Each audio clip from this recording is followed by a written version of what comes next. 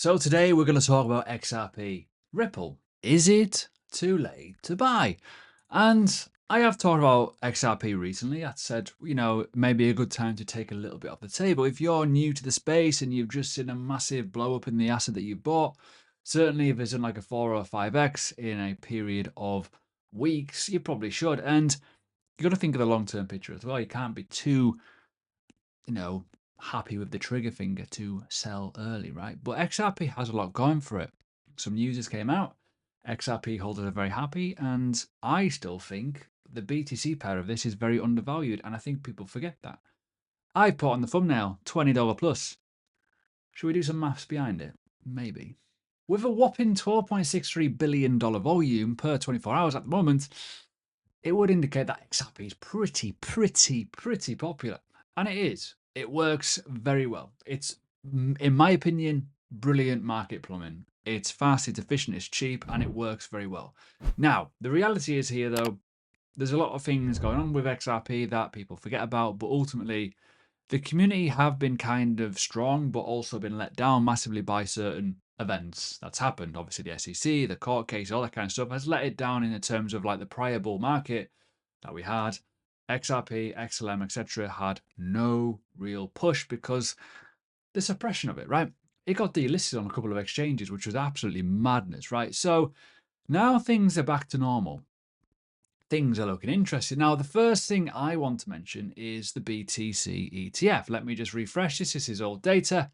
But the reason why I mention this, I feel, in my honest opinion, XRP is probably going to be the most logical one to come. Because Wisdom Tree, a Wisdom Tree ETF is one I actually invested in terms of on Trading 212 for Blockchain Index, have filed for a US ETF. But, let's see where this goes, because I think this is interesting. For obvious reasons, yes and no. ETFs for some people are Marmite, and I think they're brilliant personally. I think it's a real good gateway. But you've got to also think altcoins. Now, going back a step, the Ethereum ETF hasn't really taken off nowhere near as much. It took a bit of time. It's starting to go now, but it took a bit of time. The XRP one could be very interesting just due to what it is in terms of the money management and ultimately the partnerships already have. Whereas Ethereum for some people is very much iffy, a bit marmite, right? So when we talk about Bitcoin, huge success. XRP ETF, anyone? Probably be one of the most obvious logical steps. And that is coming from the fact that we have got a couple of others already in the pipeline. So it feels like maybe we get one. Just saying. Now, in terms of XRP and its utility, I put this on not too long ago. We're currently averaging 25 transactions per second. You can see it's flying around. It's pretty important to note that this is a very busy, popular blockchain, and it has been for years, right? But the reality is here, something is coming very soon, which is going to change a little bit of the demographic of this because it's kind of obvious. Instant payouts, easy payout, stable currency, on-ramp, off-ramp, worldwide. That's a bit of a mouthful. But you can see here, this is all subject to the approval of regulatory bodies. 2 days ago, that was approved. So stuff like that is going to be pretty big. And as I've said, that is the announcement. This is just in. We have final approval from the New York can't remember what they're called, for RLUSD, right? And again, it's on the official XRP one as well. So we've got testing 1, 2, 3. This was in August. And then if we go all the way down to the 10th, stay vigilant, report any impersonation or scam. So please don't get scammed, right? Just putting it out there. So in terms of that situation, it's going to create a bit of a buzz. But that doesn't change what XRP is. XRP is still very popular. But what is something that we really need to look at is the charts, because is it too early to kind of consider taking profits, or are you too late to buy? Now, first and foremost, I talked about resistance levels in my prior video on XRP, okay? And people are like, it's not resistance. It is though, innit?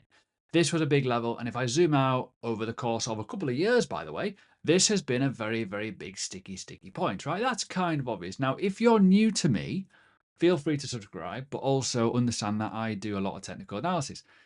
Often you find with me, I tell it as it is. Sorry, if you're new around here, it's just the way it is. This was an obvious level of rejection, and I was like, I did a video roughly on this day here, like, guys, take profit because this is it's a monster move, right? Let's be honest. But in my opinion, I feel that with a hype, with a bit of information that's coming out now, with obviously what's coming, it could well be very, very interesting once, once, keyword, we break this level, right? This could then send us higher. Now, this is what I talk about, the BTC pair of an asset. I got a little bit of bite back with my previous video because people were like really confused, going, well, why would I want to price it in Bitcoin? Just to let you know that the price of Bitcoin in terms of the BTC value, the BTC pair here, is the current true price of XRP and every other asset in the market, right? So if this does well, your altcoin does well. Pretty much the grand scheme of things. Obviously, yes, if Bitcoin does very, very well and this doesn't do as well, you're going to see USD growth, but it may well struggle. Whereas what we've seen in the past with XRP, which is very, very important, is the fact that this was a prior bull market. We didn't really do much. Whereas back in the day, it did much better. You can see the suppression of the prior cycle with the regime of the SEC and all that kind of bollocks with XRP. It hurt it massively, and it was in a huge consolidation for a long time. Went right down to the lows, pretty much low lows, and we bounced up to this level, right? You can see that. However, in my opinion, the shackles are off, right? And that's important to note. So with that, we may well see us go much, much further to the upside. If you're interested in trading this, or if you want to do what I'm doing, where I'm going to be looking to go leverage long on this, ultimately, there's a link below to Blowfin. If you're in the UK, this is probably the only one you can get into at the moment because the FCA crap. So yeah, there's a link below. So where do we go next? Well, this is the ultimate question. We need to do a bit of a top-down analysis on this. And it's quite hard to look at this because we normally go from prior cycles and stuff, but what I'm going to do here, I'm going to do something a little bit different. We're going to go to the monthly time frame and we're going to look at a obvious prior high. Now, I'm not going to look at the wicks too much because for obvious reasons, it's a bit horrendous. But when we think about 2017 levels or wherever around this point, we are going to pull back into a certain situation of a range, wherever it could be, right? And even if we do go from this wick here, which was a bit mental, we still could look at some really interesting structure points up at these levels. And the reality is, I could easily see us go towards these levels in a proper bull market. When you think shackles are off and it releases from this range, that could mean, right, this is all if buts maybes, a huge rise of maybe a 3x, maybe give or take around there, right? So all that is doing is literally correcting the, pretty much the market top of that cycle. But this is where it gets interesting. A lot of people go, oh, it's no point looking at this. Yes, I know. We're never going to make all-time highs. But because the supply has changed a little bit in terms of the dilution of it. But realistically, we can go here, right? What's wrong with us going back to 2019, 2020 levels? We've got to remember the suppression. There's not much change in that time frame from that point, other than the fact that the SEC has been absolutely squashing it.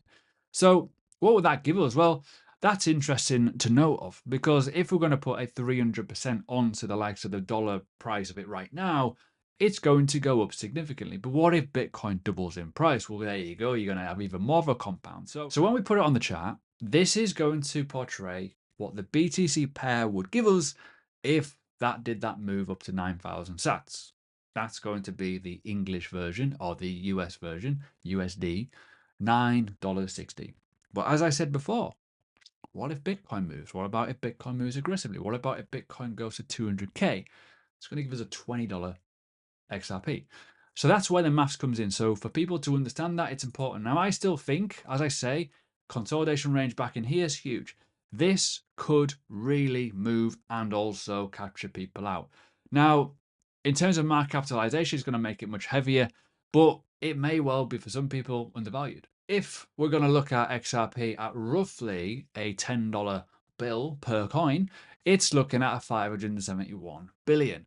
If we're obviously going to look at maybe 20, it's going to be 1.1 trillion. Now, does that seem far-fetched? Don't know.